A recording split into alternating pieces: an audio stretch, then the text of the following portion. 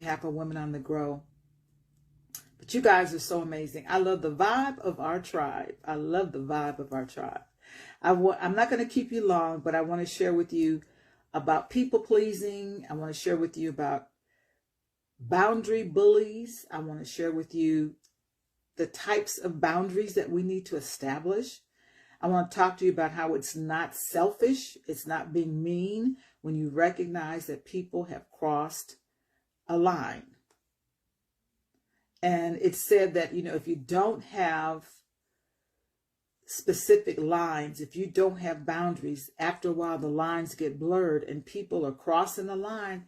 And before you know it, you are upset, you are angry, you are hurt, you are disrespected because you have not had those clear boundaries. They get blurred if you're not clear about what you will tolerate, what you expect, what you deserve.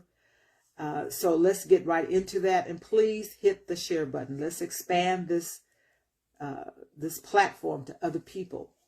That's my goal this year. I've got to be more intentional in asking you all to help me expand by hitting the share button and sharing my posts and sharing the videos. It's not going to happen within our own circle. We've got to all, be actively and intentionally hitting that share button when you see something that you know is positive and empowering and uplifting, because we're not a tribe, we're not jealous, we're not competing. We want to help each other to win. So those of you that really believe in the body of work that I'm presenting, and you know that it's going to help somebody, would you please hit the share button?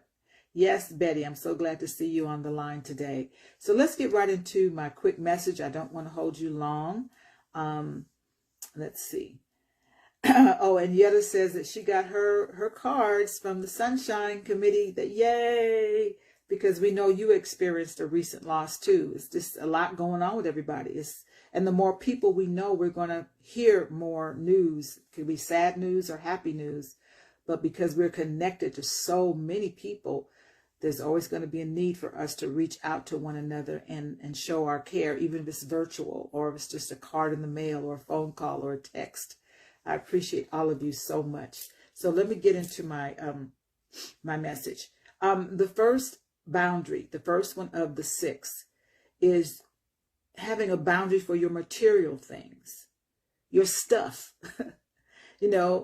What keeps coming up missing? Who do you don't want people to touch your stuff or remove your stuff or take your stuff or break your stuff. It's nothing wrong with being able to say, you know what, if you're going to take it, I need you to return it. Or you know what, that's off limits right now. I need that. That's mine. And I think sometimes because so many of you are givers, it's difficult. But then you end up having this resentment inside of you because somebody disrespected your property. It could be taking your laptop, borrowing your clothes. Oh, girl, can I borrow your purse? Oh, let me take your car, bring it right back, and the car's on empty. Disrespecting your stuff.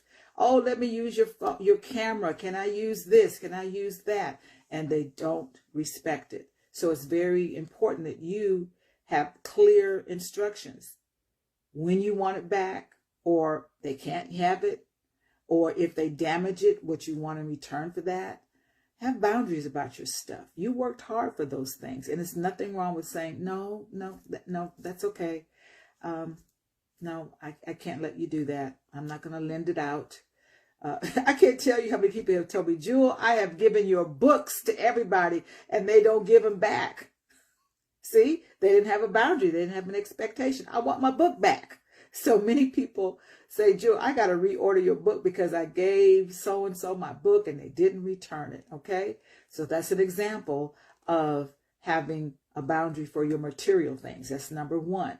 Number 2 is emotional boundaries. Emotional boundaries. Getting people to understand they can't share your business.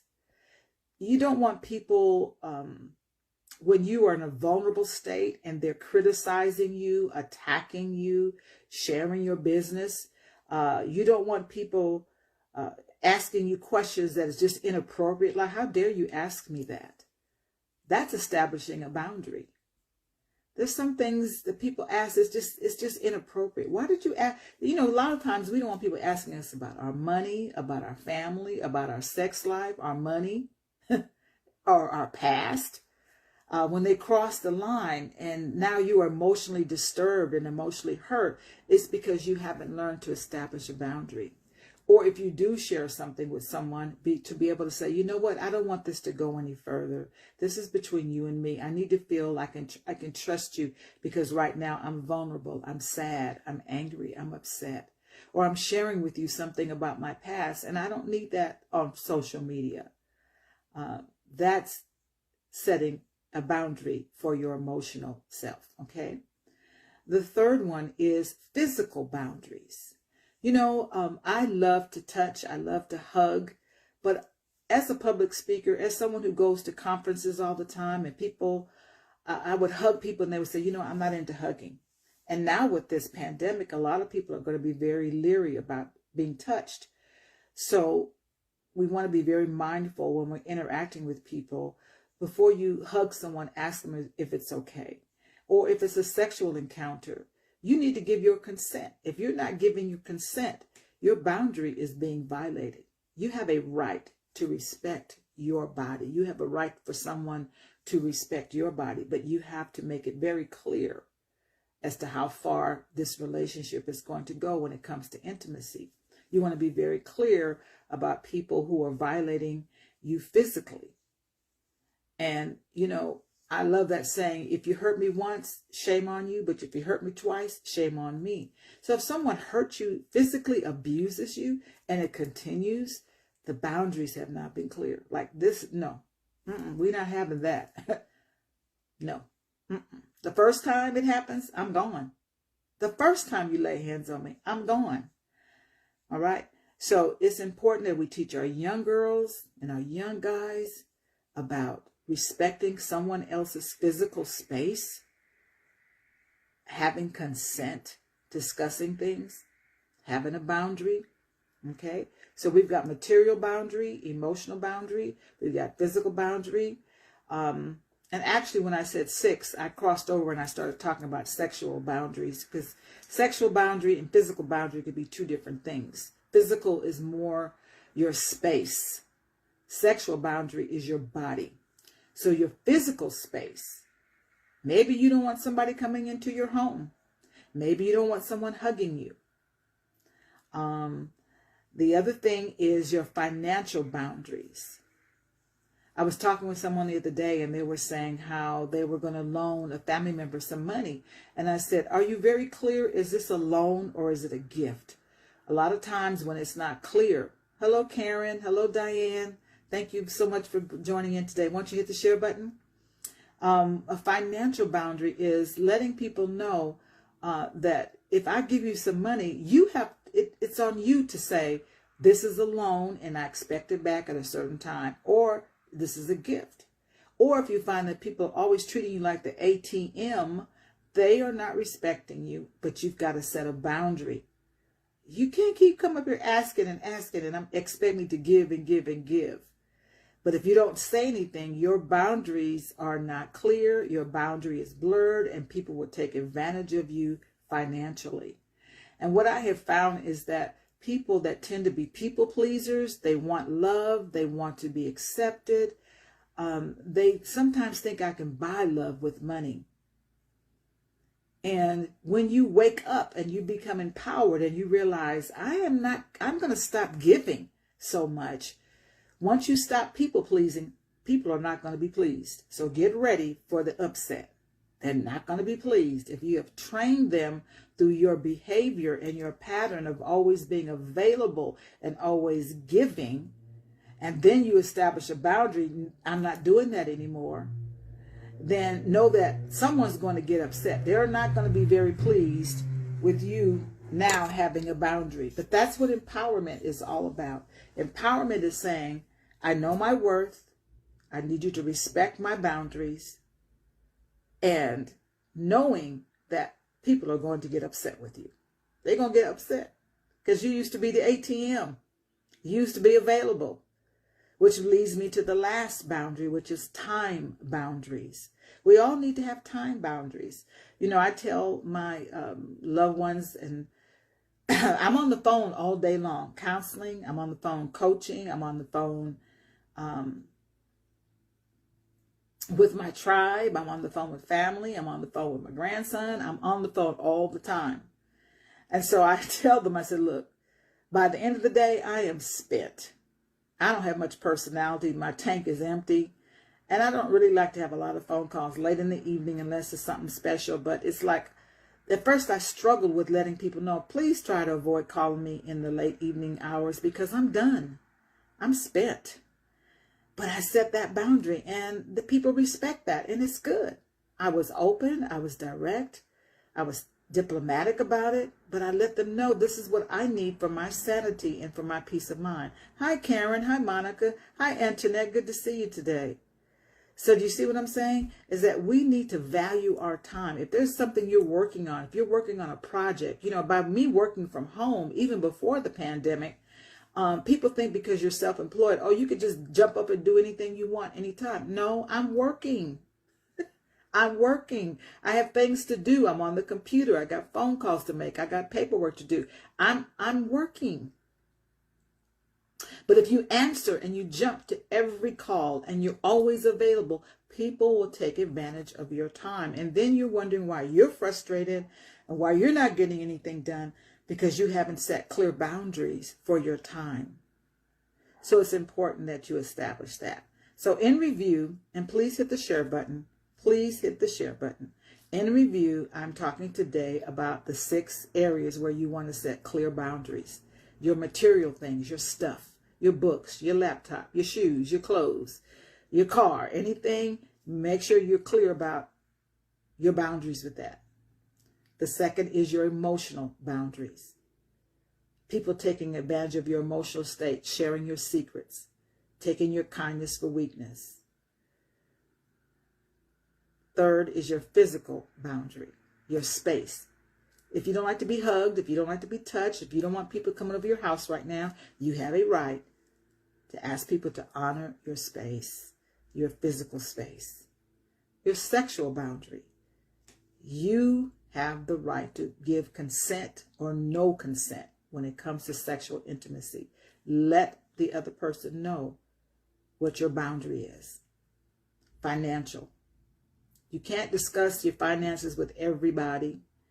There's certain things that you can't loan your money, give your money. You can't be an ATM to everybody. Establish your boundaries. Who has access to you financially? Who has access to your financial lifestyle, your financial concerns?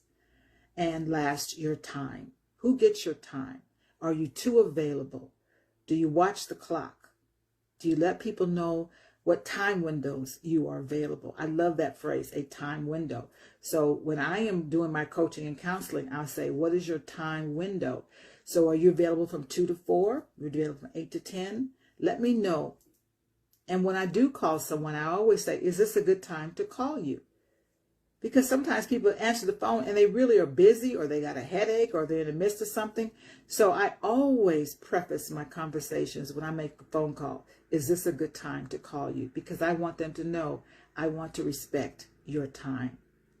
I want to thank you so much for your time today, for watching this brief live Facebook conversation. Are there any questions, any comments I can answer? Please visit my website, jeweldiamondtaylor.com and womenonthegrow.org. Okay. Let's see. I need to scroll down and see. Okay. Let's see. I don't see any questions. I say hi to Karen and Asia. Okay. Well, this was a good day, and I'm going to make an announcement very soon. I'm going to be consistent. I'll pick a day and a time that I'm going to be consistent in offering Facebook Live. So look forward to that. If you would like to receive my newsletter, you can leave your comments here on this Facebook post, or you can email me, or you can text me at 310-526-2662. 310-526-2662. That is my Thought for the Day line, but you can also text me at that number and say, Jewel, I'd like to start receiving your newsletter. Okay? Remember, I'm available for coaching and counseling. I do it one-on-one video conferencing by Zoom. Okay? I've got our Women on the Grow ministry, and this outreach is for the opportunity to be a blessing to women who are going through difficult challenges, women that are going through hardships, and we offer finances, we offer support, we offer free coaching, we offer books, we offer any type of comfort that we can for women that are dealing with single parenting, breast cancer, going through trauma, depression, women that are unemployed, women that are exhausted from caregiving, women that are just, going through some challenges in life. It could be temporary or long term, but I thank each and every one of our sister sowers who are donors that make it possible.